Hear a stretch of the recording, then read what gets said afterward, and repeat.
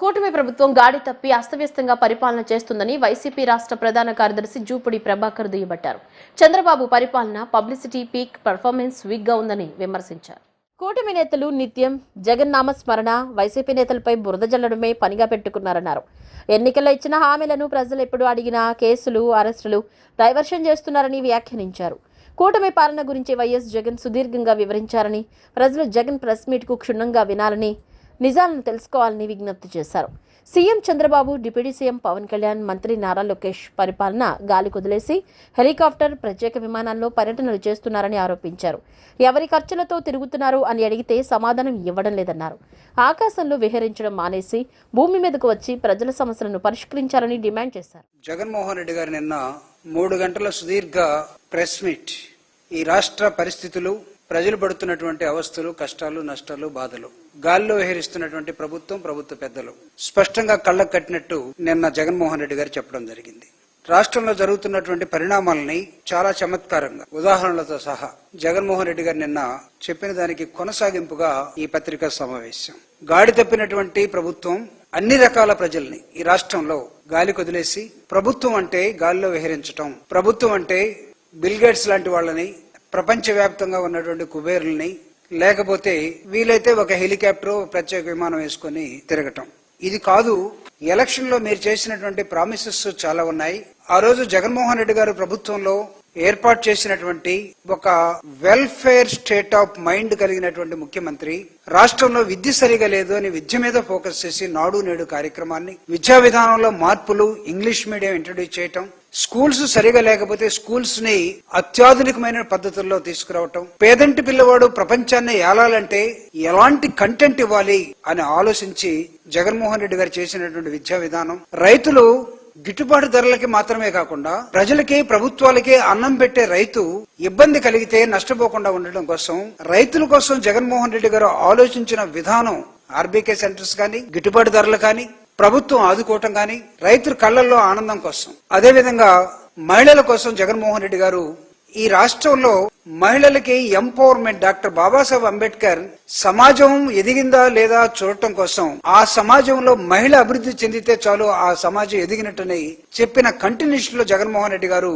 Empowerment of women తీసుకొచ్చి వాళ్ల పేరు మీదే ఇళ్ల పట్టాలతో సహా, లేకపోతే వాళ్ళకి ఇవ్వాల్సినటువంటి అనేకమైన వెల్ఫేర్ యాక్టివిటీస్ మొత్తాన్ని తీసుకున్నది. విద్యార్థులు కానీ, నిరుద్యోగులు కానీ, వాళ్ళ కోసం జగన్మోహన్ రెడ్డి గారు వేసినటువంటి అనేకమైన ప్రణాళికలు, వీటన్నిటిని మీరు ఎలక్షన్ లో అంతకన్నా ఎక్కువ చేస్తాం మేము వస్తే మమ్మల్ని నమ్మండి అని చెప్పి ప్రజలను నమ్మించి, అంటే జగన్మోహన్ రెడ్డి గారు చేసినవన్నీ చెయ్యము అని చెప్తే ఎక్కడ వీళ్ళని ఓడిస్తారు అని చెప్పి ఆయన చేసినవన్నీ చేస్తూనే మిగతావి కూడా మేము చేస్తామని వాళ్ళని ఊహల్లోకి తీసుకెళ్లి గెలిచిన తర్వాత ఎలా గెలిచారో నేను తర్వాత చెప్తాను. పరకాల ప్రభాకర్ గారి లెక్కలు గాని, ఈ రాష్ట్రంలో ప్రజలు గాని, రీసెంట్ గా నేను ఒక పెద్దవని కలిశాను. గ్రామంలో తిరుగుతూ ఉంటే, జూపుడి గారు, మీరు జగన్ మీ పార్టీ భయపడబాకండి, మీరు ఓడిపోలేదయ్యా, ఎలక్షన్ టైంలో ప్రత్యక్షంగా చూసి చెప్తున్నాను, 80 years ఓల్డ్ ఉమెన్ ఏం చెప్పిందో తెలుసా? వాళ్ళందరూ కూటమి వాళ్ళు కంప్యూటర్ లో గుద్దుకున్నారు మీ ఓట్లు. ఇది 6 నెలల క్రితం చెప్పింది ఆవిడ చెప్తే నేను ఏదో చెప్తుందో అనుకున్నాను. కానీ నిన్న పరకాల ప్రభాకర్ గారు హౌ ఎలక్షన్స్ వెంట్ ఆన్ అని చెప్తే, ఆయన వైర్ లో రాసినటువంటి ఒక వ్యాసం గాని, ఆయన టీవీలకు ఇచ్చినటువంటి ఈ రోజు పెద్ద చర్చ జరుగుతూ ఉంది. తొందరేమీ లేదని, అన్నింటికి మూల్యం చెల్లించుకునే సమయం తప్పకుండా వస్తుందని మాజీ మంత్రి అంబటి రాంబాబు అన్నారు. పర్మిషన్ తీసుకుని నల్లపాడు వెంకటేశ్వర స్వామి గుడికి వెళ్లానని, ఆ సమయంలో టీడీపీ నేతలు కర్రలు, రాడ్లతో తన కారు వైపు వచ్చారని ఆరోపించారు. టీడీపీ నేతలు ఏర్పాటు చేసిన ఫ్లెక్సీని తాను చించలేదని, అది మంచి సాంప్రదాయం కాదని మాత్రమే చెప్పానని స్పష్టం చేశారు. 4 గంటల పాటు గూండాలు బీభత్సం సృష్టిస్తే పోలీసులు ఏం చేశారని ఆయన ప్రశ్నించారు. పోలీసులు, గూండాలు ఏకమై తన ఇంటిపై దారుణంగా దాడి చేశారని ఆరోపించారు. తాను చెప్పిన మాట తన అంతరాత్మ ఒప్పుకోలేదని, ఆ విషయంపై తాను బాధపడ్డానని తెలిపారు. టీడీపీ నేతలు తిడుతున్నారనే ఉద్దేశంతోనే ఆ వ్యాఖ్య చేసినట్లు చెప్పారు. వ్యాచులుగా వచ్చి తన ఇంటిపై దాడి చేశారని, ఆ సమయంలో ఇంట్లో తన పిల్లలు, మనవళ్లు ఉన్నారని ఆవేదన వ్యక్తం చేశారు. పోలీసులు సాక్షిగా తన ఇంటిపై 4 గంటల పాటు కరాళ నృత్యం జరిగిందన్నారు. రక్షణ కల్పించాల్సిన పోలీసులు చివరకు పారిపోండి అని చెప్పారని ఆరోపించారు. అసహ్యంగా మాట్లాడినందుకే ఈ రాష్ట్రంలో దాడులు జరుగుతున్నాయంట. చిన్న కామెంట్ చేశాడు ఉప ముఖ్యమంత్రి గారు. అసహ్యంగా మాట్లాడినందుకు దాడులు జరుగుతున్నాయి. అసహ్యంగా మాట్లాడితే దాడులు జరుగుతాయా? నాకు తెలియక అడుగుతున్నాను. పవన్ కళ్యాణ్ గారు అసహ్యంగా మాట్లాడితే దాడులు జరుగుతాయా? కేసులు పెట్టరా? నేను అడుగుతా ఉన్నా గౌరవనీయులైనటువంటి ఉప ముఖ్యమంత్రి గారిని, జనసేన అధిపతి పవన్ కళ్యాణ్ గారిని నేను సూటిగా అడుగుతా ఉన్నా, మీరు అసహ్యంగా ఎప్పుడు మాట్లాడలేదా? గుర్తు చేసుకోండి. గుర్తు చేయకపోతే నేను చెప్తా వినండి. ఏమన్నారు మీరు? ఏమన్నారు గుర్తుందా?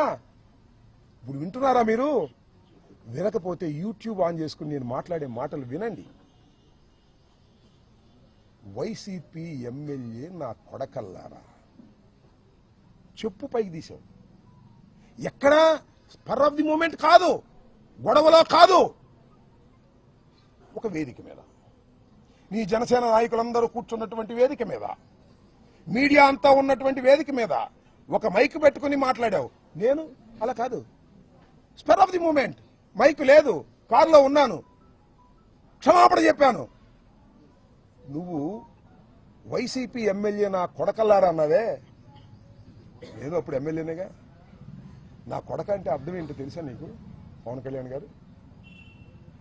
నేను అడుగుతా ఉన్నా, ఇప్పుడైనా పశ్చాత్తాపడ్డా నీ జన్మలో? ఇప్పుడైనా పశ్చాత్తాపడ్డావా? నేను పడ్డానయ్యా, ఎమ్మటే వితిన్ అవర్స్లో పడ్డా. నా మీద దాడి చేయడం కరెక్ట్ అంటావు నువ్వు ఎప్పుడైనా పశ్చాత్తాపడ్డావా? పోనీ ఇప్పటికైనా పశ్చాత్తాపడుతున్నావా? నీకైతే లైసెన్స్ ఉంది, ఎవరైనా తిట్టొచ్చు. మేము స్పర్ ఆఫ్ ది మూమెంట్లో తిడితే దాడులు చేసుకోవడానికి లైసెన్స్ ఇస్తావు. ఏంటిది నాకు అర్థం కాల. రాంబాబును కొట్టినా తిట్టినా దౌర్జన్యం చేసినా ఎవరికి కోపం రాకూడదు. పవన్ కళ్యాణ్ గారు చెప్తున్నాడు, నాగేంద్ర బాబు గారు చెప్తున్నారు, మీరెవరికి కోపం రావద్దండి. ఎన్నాళ్ళు తాగుతారయ్యా చంద్రబాబు నాయుడు మోచేతి నీళ్ళు? ఎన్నాళ్ళు తాగుతారు చెప్పండి? నీకు మంత్రి స్థాయిని ఎగ్గొట్టినా కూడా నువ్వేం మాట్లాడవు. ఏమిటి అన్యాయం అని అడుగుతా ఉన్నా. ప్రతి కుక్కకి ఒక రోజు వస్తుంది. దిస్ సేయింగ్, ఈ రాంబాబు అనే కుక్కకి కూడా ఒక రోజు వస్తుంది. రాష్ట్ర శాసనసభలో రెవెన్యూ మరియు రిజిస్ట్రేషన్ల శాఖపై జరిగిన చర్చలో గన్నవరం ఎమ్మెల్యే ప్రభుత్వ విప్ యార్లగడ్డ వెంకట్రావు కీలక సూచనలు చేశారు. రెవెన్యూ రిజిస్ట్రేషన్ స్టాంపుల విభాగానికి 3,867 కోట్ల 52,29,000 రూపాయలు కేటాయించినందుకు ధన్యవాదాలు తెలుపుతూనే ఆదాయాన్ని పెంచుకునే మార్గాలపై ఆయన ప్రసంగించారు. ప్రస్తుతం ఆంధ్రప్రదేశ్లో 1899 నాటి బ్రిటిష్ కాలం నాటి ఇండియన్ స్టాంప్ యాక్ట్ అమలవుతుందని, దీనివల్ల రాష్ట్రానికి రావాల్సిన అదనపు ఆదాయం ఆగిపోతుందని ఆయన పేర్కొన్నారు. కర్ణాటక, గుజరాత్, మహారాష్ట్ర, రాజస్థాన్ వంటి రాష్ట్రాలు తమ సొంత స్టాంప్ చట్టాలను సవరించుకుని అదనపు ఆదాయాన్ని పొందుతున్నాయని, ఉదాహరణకు రాజస్థాన్లో గో సంరక్షణ నిధి కోసం 10% అదనపు స్టాంప్ డ్యూటీ వసూలు చేస్తున్నారని వివరించారు. ఏపీలో కూడా నిర్దిష్ట ఏపీ స్టాంప్ చట్టాన్ని తీసుకొస్తే రాష్ట్ర ఖజానాకు ఏటా కనీసం 3,000 కోట్ల రూపాయల అదనపు ఆదాయం సమకూరుతుందని, దీనిపై సంబంధిత మంత్రి అధ్యయనం చేయాలని కోరారు. యార్లగడ్డ వెంకట్రావు రెవెన్యూ రిజిస్ట్రేషన్ స్టాంపుల విభాగానికి 3,867 కోట్ల 52,29,000 కేటాయించిన ధన్యవాదాలు తెలియజేస్తూ, రెవెన్యూ సమస్యలు కోకోలుగా ఉన్నా గత ప్రభుత్వంలో తప్పులు చేసి 22A మార్చి కడకు పాస్బుక్ల మీద కూడా జగన్మోహన్ రెడ్డి ఫోటో వేసుకున్న పరిస్థితి అధ్యక్ష. కృష్ణా బ్యారేజ్ని కానీ ధవళేశ్వరం బ్యారేజ్ కట్టిన సర్ ఆర్థర్ కాటన్ గారు కానీ, రైతులకు భూమి హక్కులు కల్పించిన బ్రిటిషర్ అయిన థామస్ మన్రో కానీ, ఈ రాష్ట్రాన్ని పరిపాలించిన 19 మంది ముఖ్యమంత్రుల్లో దాదాపు ఏ ముఖ్యమంత్రికి రాని ఆలోచన జగన్మోహన్ రెడ్డి గారు చేసి ఆయన ఫోటోని ప్రజల ఆస్తులకు సంబంధించిన పాస్బుక్ల మీద ఆయన ఫోటో వేసుకుంటూ దారుణం అధ్యక్ష. దానికి ఆయన సిగ్గుపడాలని భావిస్తున్న అధ్యక్ష. ఈ ప్రభుత్వ అధికారంలోకి వచ్చిన తర్వాత ఎవరి ఆస్తుల మీదైనా గవర్నమెంట్ రాజముద్రతో పాస్బుక్లు పంపిణీ చేసినందుకు మంత్రి గారికి, ముఖ్యమంత్రి గారికి ధన్యవాదాలు తెలియజేస్తూ, అలాగే అధ్యక్ష నా నియోజకవర్గంలో కూడా 22A నుంచి మరలపాలెం అనే విలేజ్ మొత్తాన్ని 22A పెట్టారు అధ్యక్ష. దాన్ని రిమూవ్ చేసినందుకు రెవెన్యూ మంత్రి గారికి ధన్యవాదాలు తెలియజేస్తున్నాను అధ్యక్ష. ఇంకా ఉన్నాయి కానీ అవి కూడా చూడాల్సిన అవసరం ఉంది అధ్యక్ష. అలాగే ప్రభుత్వానికి ఒక సూచన చేద్దాం అనుకుంటున్నా అధ్యక్ష. స్టాంప్స్ యాక్ట్ గురించి కేవలం 3,867 కోట్లు బడ్జెట్లో కేటాయించారు అధ్యక్ష. ఇదే 3,800 3,000 కోట్లు కొత్తగా రెవెన్యూ డిపార్ట్మెంట్కి ఆదాయం వచ్చే పరిస్థితి ఉంది అధ్యక్ష. రాష్ట్రానికి నిర్దిష్ట ఏపీ స్టాంప్ చట్టం అవసరం ఉంది అధ్యక్ష. కర్ణాటక కానీ, గుజరాత్ కానీ, మహారాష్ట్ర కానీ, రాజస్థాన్ కానీ, ఇలా అన్ని రాష్ట్రాలకి రాష్ట్ర చట్టానికి సవరణ ద్వారా అదనపు ఆదాయాన్ని సేకరించడానికి వాళ్ళ సొంత స్టాంప్ చట్టాన్ని కలిగి ఉన్నారు అధ్యక్ష. ఉదాహరణకు ప్రతి రిజిస్ట్రేషన్కి గో సంరక్షణ నిధికి కట్టే స్టాంప్ డ్యూటీ 10% సేకరించడానికి కూడా రాజస్థాన్ గవర్నమెంట్ కూడా స్టాంప్ చట్టాన్ని సవరించుకుంది అధ్యక్ష. కానీ మనం ఇప్పటికీ కేంద్ర ప్రభుత్వ చట్టాన్ని అమలు చేస్తున్నాం. ఇండియన్ స్టాంప్ యాక్ట్ 1899 కాబట్టి పార్లమెంట్ అనుమతి లేకుండా మనం సవరించలేకపోతున్నామని రిజిస్ట్రేషన్ యాక్ట్ చెప్తుంది అధ్యక్ష. రిజిస్ట్రార్తో మాట్లాడాను అధ్యక్ష. అలాగే మన అసెంబ్లీలో బిల్ పాస్ చేసి పార్లమెంట్ మరియు రాష్ట్రపతి ఆమోదంతో ఇది సాధ్యం చేయవచ్చు అధ్యక్ష. అలా చేస్తే ఈ సందర్భంలో ప్రభుత్వం దీని మీద మంత్రి గారు క్షుణ్ణంగా అధ్యయనం చేస్తే ఈ 4-5 రాష్ట్రాల్లో ఒకసారి వెళ్ళి, కర్ణాటక అయితే ఇప్పుడు ఫ్రమ్ ద బిగినింగ్ నుంచి ఒక ప్రత్యేక చట్టం ఉంది అధ్యక్ష. ఏపీ కోసం కొత్త స్టాంప్ చట్టాన్ని తీసుకురావాల్సిందిగా మంత్రిని కోరుతూ రాష్ట్ర ఖజానాకి భవిష్యత్తులో అట్లీస్ట్ 3000 crores అయితే డెఫినెట్గా ప్రతి సంవత్సరం ఎక్స్ట్రా ఆదాయం వస్తుంది అధ్యక్ష. అలాగే ప్రజలకు మెరుగైన సౌకర్యాలు కానీ ఇండియన్ స్టాంప్ యాక్ట్కు బదులుగా ఏపీ స్టాంప్ యాక్ట్ చట్టాన్ని తీసుకురావాల్సిన ఆవశ్యకత గురించి పరిశీలించాల్సిన గౌరవ మంత్రిని కోరుతూ, అలాగే అధ్యక్ష కృష్ణా యూనివర్సిటీని విజయవాడ రూరల్ జిల్లా, నేను 2 జిల్లాలో ఉన్న అధ్యక్ష, విజయవాడ రూరల్లో 10 ఎకరాల పొలం వాళ్ళకి కేటాయించి కలెక్టర్కి చెప్పాము అధ్యక్ష. ఫైల్ పెండింగ్లో ఉంది. మంత్రి గారు దాన్ని ప్రాసెస్ చేస్తే కృష్ణా యూనివర్సిటీ స్థాపిస్తానికి వైస్ ఛాన్సలర్ కానీ వాళ్ళు రెడీగా ఉన్నారు అధ్యక్ష. దాన్ని కొంచెం పరిశీలించాల్సిందిగా గౌరవ మంత్రిని కోరుతున్నాను అధ్యక్ష. అలాగే కామన్ ల్యాండ్స్ అన్యాక్రాంతమైన విషయంలో ఫస్ట్ కాన్షియన్స్ ఏది ఉంటుంది గన్నవరం అధ్యక్ష. అన్ని రికార్డు ట్యాంపర్ అయిన పరిస్థితి అధ్యక్ష. ఒకే ఎంఆర్ఓ నరసింహారావు అనే అతను బాపులవాడ మండలానికి గన్నవరం మండలానికి దాదాపు 150,000 ఓట్లు ఉన్న 2 మండలాలకు ఒకే ఎంఆర్ఓ 5 సంవత్సరాల పాటు పనిచేసి దోపిడీ చేసిన పరిస్థితి అధ్యక్ష. అతని మీద విచారణ చేయమని ఈ సభ సాక్షిగా గౌరవ మంత్రిని కోరుతున్నా అధ్యక్ష. అన్ని రికార్డులు ట్యాంపర్ చేశారు. రైతుల పొలాలన్నీ 22A పెట్టారు అధ్యక్ష. అలాగే ఈ అన్యాక్రాంతమైన భూములు విజయవాడలో అయితే రూరల్ మండలంలో విలేజ్ హెల్త్ సెంటర్ కడతానికి కూడా కామన్ ల్యాండ్ లేవు అధ్యక్ష. అన్ని రియల్ ఎస్టేట్ వెంచర్లలో కామన్ ల్యాండ్లు అన్ని అన్యాక్రాంతం అయిపోయినాయి అధ్యక్ష. ఇద్దరు కలెక్టర్ని విచారణకు ఆదేశించమని కోరితే ఈ కృష్ణా కలెక్టర్ విచారణకు ఆదేశించాడు అధ్యక్ష. ఎన్టీఆర్ కలెక్టర్ కూడా 5 మాసాల క్రితం 14/9/2025 ఆదేశించాడు. కానీ ఇంతవరకు కనీసం ఆ కమిటీ స్టార్ట్ కూడా చేయలేదు అధ్యక్ష. అదే గన్నవరం మండలం వస్తే 35 ఎకరాల ప్రభుత్వ భూమిని గన్నవరం ఎంఆర్ఓ వెనక్కి తీసుకుని ప్రభుత్వానికి మళ్ళీ బ్యాక్ తెచ్చిన పరిస్థితి అధ్యక్ష. విజయవాడ కలెక్టర్ని ఆదేశించాల్సిందిగా రెవెన్యూ మంత్రి గారిని కోరుతున్నా అధ్యక్ష. అలాగే ప్రతిపక్ష హోదా కావాలని అడుగుతున్న జగన్మోహన్ రెడ్డి గారికి కూడా ఒక సూచన చేద్దాం అనుకుంటున్నా అధ్యక్ష. రాజ్యాంగ వ్యవస్థలో పార్లమెంట్ అసెంబ్లీల ఏర్పాటులో చట్టాలు ఉంటాయి కానీ దీన్ని అనుసరించి నియమ నిబంధనల్ని 29 రాష్ట్రాల అసెంబ్లీలు రూపకల్పన చేసుకున్న పరిస్థితి అధ్యక్ష. కొన్ని విషయాల్లో చట్టాల నిబంధనలు లేకపోయినా సాంప్రదాయాలు ఉంటాయి అధ్యక్ష సభలకి. కానీ చట్టసభలు ఏర్పాటైనప్పటి నుంచి ఈ సాంప్రదాయాలు దశాబ్దాల కాలంగా కొనసాగుతున్నా ఈ మూడింటిపైన జగన్మోహన్ రెడ్డి గారికి అవగాహన ఉందో లేదో, నమ్మకం ఉందో లేదో నాకు తెలియదు. కానీ 1968లో కౌల్ అండ్ షక్దర్ అని చట్టసభల వ్యవహారాలపై బుక్ రాసిన పరిస్థితి అధ్యక్ష. ఆ బుక్ ప్రామాణికంగానే పార్లమెంటరీ సాంప్రదాయాలు కానీ అన్ని రాష్ట్రాల అసెంబ్లీ సాంప్రదాయాలు కానీ ప్రామాణికంగా తీసుకుని రాసిన అధ్యక్ష. ఆ బుక్ ఇప్పుడు అమెజాన్లో కూడా ఉంది అధ్యక్ష. 3,250 రూపాయలు. ఈ బుక్ను ఒకటి మెంబర్లందరికీ అలాగే జగన్మోహన్ రెడ్డి గారు కూడా ఒకటి పంపిస్తే చదువుకుని రాని హోదా అడగడం మానేస్తారని నేను భావిస్తున్నాను అధ్యక్ష. అలాగే గౌరవ మంత్రిని అడుగుతున్న అధ్యక్ష, మేము గ్రీవియన్స్ డేలు రోజు పెట్టమని ముఖ్యమంత్రి గారు చెబుతుంటే పెడుతున్నాం అధ్యక్ష. దాంట్లో వచ్చిన సమస్యలు రెవెన్యూ మంత్రి అయితే రెవెన్యూ మంత్రి అనగాని గారికో, లేకపోతే ఎనర్జీ అయితే ఎనర్జీ మినిస్టర్ గుట్టిపాటి రవి గారికి ఇస్తున్నాం అధ్యక్ష. పులివెందుల్లో అర్జీలు తీసుకున్న జగన్మోహన్ రెడ్డి గారు వాటిని ప్రభుత్వానికి పంపిస్తున్నాడా, సంబంధిత మంత్రులకు పంపిస్తున్నారా లేదో తెలుసుకొని క్యూరియాసిటీ అడుగుతున్నా అధ్యక్ష. లేకపోతే అక్కడ సొంత డబ్బులతో పరిశీలిస్తారా? అలాగే అధ్యక్ష, మీరు నిన్న ప్రెస్ మీట్ పెట్టి ఇక్కడ చట్టసభకు రాకుండా ప్రెస్ మీట్లు పెట్టి కొన్నాళ్ళు మార్నింగ్ షో కొన్నాళ్ళు మ్యాట్నీ షో లాగా 3 గంటలు ప్రెస్ మీట్లు పెడతాం అధ్యక్ష. అసలు కేశవ్ గారు బడ్జెటే గంట సేపు ప్రవేశపెడితే దాని మీద 3 గంటలు మాట్లాడిన పరిస్థితి అధ్యక్ష. ఒకవేళ ప్రతిపక్ష హోదా రాదు కానీ 10% ఆఫ్ సీట్లు లేవు కాబట్టి గేట్ నెంబర్ 4 నుంచి ఎమ్మెల్యేలు వచ్చే వేలో రావటం అవమానంగా భావిస్తే గేట్ నెంబర్ 2కి నుంచి ఇస్తాకే ఉన్న అవకాశం ఉంటే మాజీ ముఖ్యమంత్రికి మీరు పరిశీలిస్తే అసెంబ్లీకి వస్తాడేమో ఒకసారి చూడొచ్చని భావిస్తున్నాను అధ్యక్ష. ధన్యవాదాలు అధ్యక్ష. సురక్షా కమిటీ ద్వారా పోలీస్ శాఖకు సహకారం అందించడంతో పాటు పేదలకు స్వయం ఉపాధి కల్పించే దిశగా చర్యలు చేపట్టడం అభినందనీయమని నగర పోలీస్ కమిషనర్ రాజశేఖర్ బాబు అన్నారు.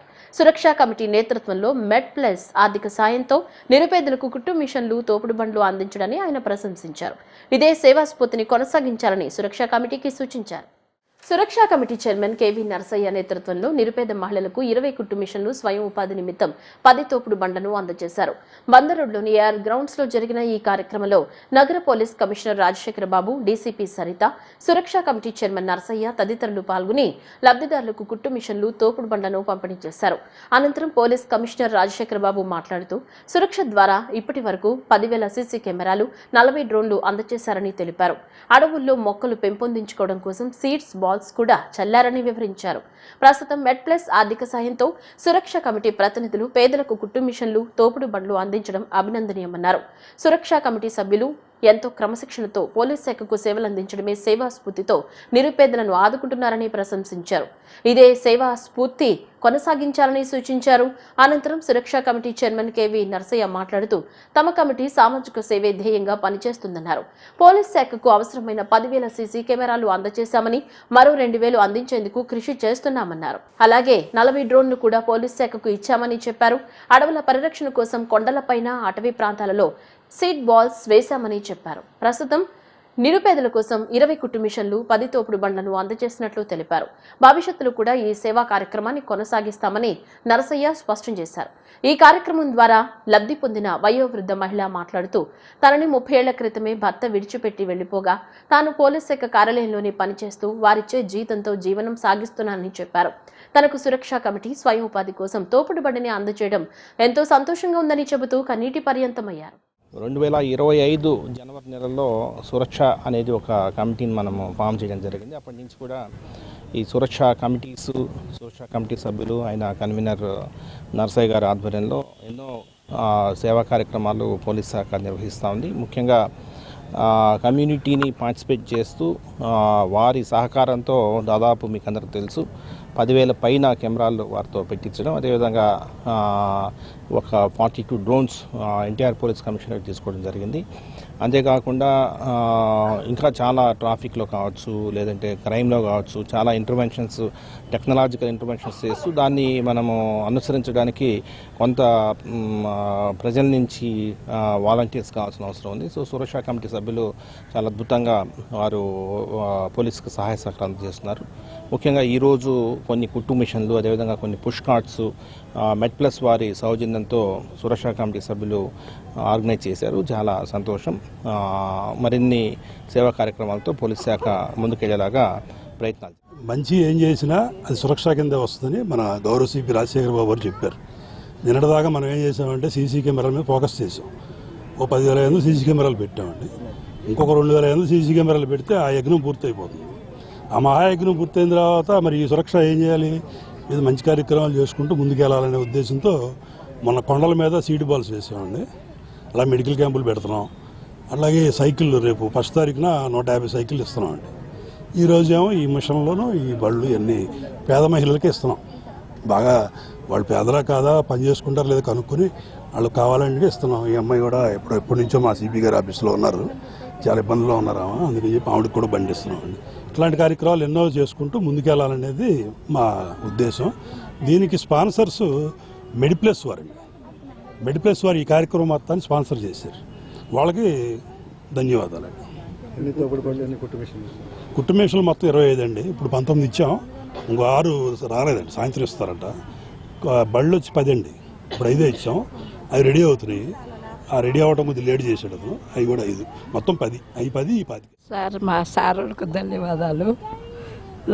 నాకు ఎవరు ఇక్కడ హ్యాపీగా బతుకుతున్నా. సార్ దగ్గర ఉద్యోగం చేశాను, కానీ ఒంటరిగా జీవిస్తున్నాను. చేసుకున్నాడు మంచోడు కాదు. అక్కడక్కడ టీ అమ్ముకొని బతుకుతున్నాను.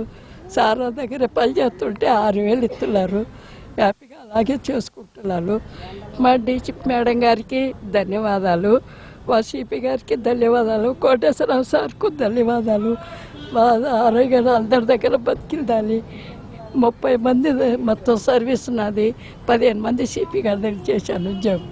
హ్యాపీగా బతుకుతున్నా సార్. 2027 జూన్ నెలలో జరగనున్న గోదావరి పుష్కరాలు అత్యంత వైభవంగా నిర్వహించేందుకు ప్రభుత్వం అన్ని ఏర్పాట్లు సిద్ధం చేసేందుకు కేబినెట్ సబ్ కమిటీని నియమించడం జరిగిందని మంత్రి రామానాయుడు స్పష్టం చేశారు.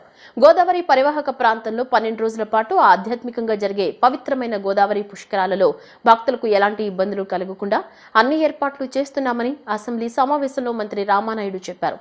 ఎంత పవిత్రమైన గోదావరి పుష్కరాలకు లక్షలాది మంది తరలివచ్చి భక్తులకు ఎలాంటి అవస్థలు ఎదురుకాకుండా అన్ని శాఖల అధికారుల సమన్వయంతో ఉత్సవాలను విజయవంతం చేసేందుకు ప్రభుత్వం పకడ్బందీగా చర్యలు తీసుకుంటుందని తెలిపారు. గతంలో 234 పుష్కర ఘాట్లు ఉంటే 2027 జూన్లో జరగనున్న పుష్కరాలకు 355 స్థానఘట్టాలను ఏర్పాటు చేస్తున్నామని పేర్కొన్నారు. గోదావరి పుష్కరాలకు సంబంధించి మనందరికీ తెలుసు అధ్యక్ష, మన సంస్కృతిలో గాలి, నీరు, అగ్ని, ఆకాశం, భూమి ఇవన్నీ కూడా పవిత్రంగా చూస్తాం. అందులో నీరు అనేది అత్యంత పవిత్రంగా మనందరం కూడా చూసేటువంటి పరిస్థితి అధ్యక్ష. 2027 సంవత్సరంలో మరి 26/6/2027 నుండి 7/7/2027 అంటే 12 రోజుల పాటు ఈ యొక్క గోదావరిలో జరిగేటువంటి పుష్కరాలు ఒక ఆధ్యాత్మికమైనటువంటి వేడుకలు. ఈ యొక్క పుష్కరాలు అటువంటి ఆధ్యాత్మికమైన వేడుకలు జరిగేటువంటి పుష్కరాల సందర్భంగా నది యొక్క పవిత్రతను కాపాడేటువంటి విధంగా, కాలుష్యాన్ని నియంత్రించేటువంటి విధంగా ఖచ్చితంగా ఈ ప్రభుత్వం అత్యంత నిబద్ధతతో వ్యవహరిస్తుంది. అందులో భాగంగానే గౌరవ ముఖ్యమంత్రి గారు కూడా ఈ పుష్కరాలు దృష్టిలో పెట్టుకునే ఒక కేబినెట్ సబ్ కమిటీని కూడా నియమించడం, అదేవిధంగా దీంతో ఒక రివ్యూ మీటింగ్ కూడా ముఖ్యమంత్రి గారే స్వయంగా తీసుకుని ఈ యొక్క శాఖలు అంటే ఇందులో అన్ని శాఖలు కూడా మిళితమై ఉన్నాయి. పర్టికులర్గా ఏదైతే ఈ యొక్క revenue, endowment, irrigation, R&B, Panchayati Raj, health, ఇట్లా ఏదైతే ఎలక్ట్రిసిటీ, టూరిజం, పొల్యూషన్ బోర్డు గౌరవ సభ్యుడైనట్టుగా ఇవన్నీ కూడా సమన్వయం చేసుకుని ఖచ్చితంగా ఈ యొక్క పొల్యూషన్ లేనటువంటి విధంగా కొన్ని చర్యలు కూడా అంటే భక్తుల యొక్క రద్దీని దృష్టిలో పెట్టుకుని ఆ భక్తుల రద్దీ ఆ యొక్క నది యొక్క పవిత్రత మీద, పొల్యూషన్ మీద పడకుండా ఒక ప్రణాళికాబద్ధంగా తీసుకెళ్ళడానికి ఏవైతే స్నానఘట్టాలు ఏదైతే నిర్మాణం చేస్తూ ఉన్నామో ఆ స్నానఘట్టాలు చూస్తే గతంలో పుష్కరాలు జరిగినప్పుడు 234 స్నానఘట్టాలు ఉంటే ఈ సంవత్సరం దాన్ని 359 అంటే 125 స్నానఘట్టాలు ఎక్కువ మన ప్రతిపాదనలు ప్రభుత్వానికి పంపించడం జరిగింది అధ్యక్ష. అంటే తద్వారా ఎక్కువ స్నానఘాట్లు ఉండి ఎక్కువ చోట్ల పబ్లిక్ డిస్ప్లే అవుతే తద్వారా కొంత పొల్యూషన్ తగ్గించడానికి, కొంత నియంత్రించడానికి అవకాశం ఉంటుందనేటువంటిది ఒకటి.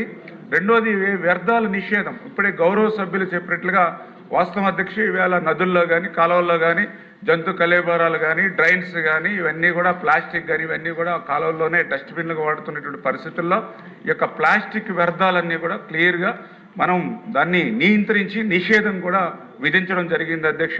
అదేవిధంగా ఆ సమయంలో ఆ పూజా సామాగ్రి కానీ అదేవిధంగా పువ్వులు కానీ ఎటువంటి అయితే మనం నదుల్లో వేస్తామో పవిత్రంగా దాన్ని కూడా ఎప్పటికప్పుడు తొలగించేటువంటి విధంగా తీసే విధంగా కూడా చర్యలు తీసుకోవాలని, ముఖ్యంగా శానిటేషన్ అంటే ఏదైతే మరుగుదొడ్లు కానీ మురుగునీరు కానీ చెత్త సేకరణ ఇవన్నీ కూడా ప్రణాళికాబద్ధంగా నదులకి ఇన్వాల్వ్ కాకుండా అవి కూడా ఏర్పాట్లు చేయాలని, ముఖ్యంగా నీటి నాణ్యత పర్యవేక్షణ అంటే ఎప్పటికప్పుడు ఈ వాటర్ క్వాలిటీ మానిటరింగ్ చేసుకుంటూ ఏదైతే ఈ యొక్క నెలలో అంటే ఈ జూన్ నెలలోనే పుష్కరాలు వస్తున్నాయి కాబట్టి సాధారణంగా ఆ సమయంలో కొంత వర్షపాతం రెయిన్ఫాల్ కూడా తక్కువ ఉండి ఫ్లడ్ వాటర్ ఏదైనా తక్కువ ఉన్నప్పటికీ కూడా సీలేరు నుంచి పోలవరం నుంచి కూడా కొంత వాటర్ని ముందుగానే సమ్మర్లో రిజర్వ్ చేసుకుని ఈ వాటర్ను కూడా ఎక్కువ మనం ఫ్లో చేస్తే సాధ్యమైనంత వరకు కొంత పొల్యూషన్ కూడా కొంత తగ్గించేటువంటి అవకాశం ఉంటుంది అధ్యక్ష. కూటమి ప్రభుత్వం అధికారంలోకి వచ్చిన తర్వాత గిరిజన ప్రాంతాలలో నివాసం ఉంటున్న ప్రజలకు మెరుగైన వైద్య సేవలను అందించేందుకు అనేక చర్యలు తీసుకుంటున్నామని అసెంబ్లీ సమావేశాల్లో ఆరోగ్య శాఖ మంత్రి సత్యకుమార్ యాదవ్ స్పష్టం చేశారు.